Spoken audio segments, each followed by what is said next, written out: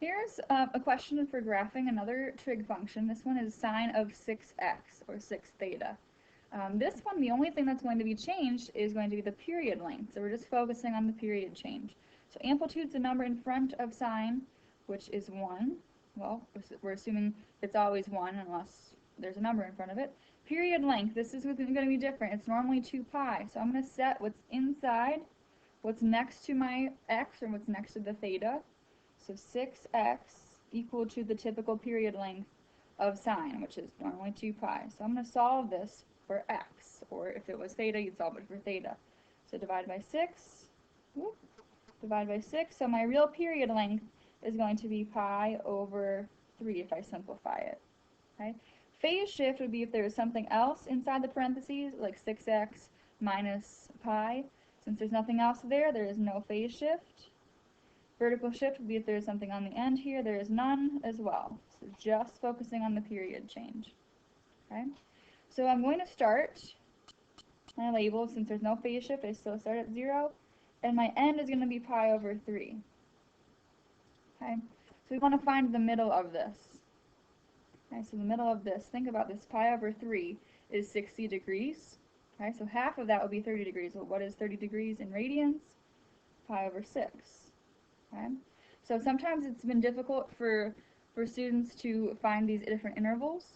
What you can do is average them if you'd like. So without the pi in it. So I had 0 plus, without the pi, that's really 1/3. So add those together, that's really 1/3, right? And then divide it by 2. So if you're finding the average, divide it by 2. And that will be your new fraction, and just need to put pi with it. Okay? So I'm dividing it by 2 would be like really 1/6, and I just put a pi there. You can keep doing that this whole time. So the difference between 0 and pi over 6, if I add those together, it would be like 1/6. Divide that in half would be pi over 12. Okay? So that's pi over 12. This would be 2 pi over 12. This can be 3 pi over 12, which can be simplified, but you don't have to do that. 4 pi over 12 can be simplified to pi over 3. So now we have our intervals, and now we need to graph the normal sine function. We've taken care of the period change. Nothing else is different. So sine is normally up at 1, down -1 there. Okay? So sine starts at 0, then it goes up, 0, down, 0. So I've addressed the period change. That was the only change.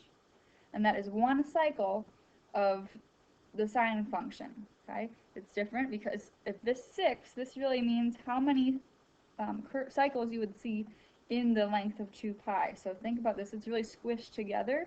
Okay, pi over 3, there's a lot of cycles that would be happening. So if you plugged this into your calculator, you'd see a lot of squiggles. You'd see 6 curves, or 6 cycles, if you plugged it in your calculator from 0 to 2 pi, if that was your domain, or your x values.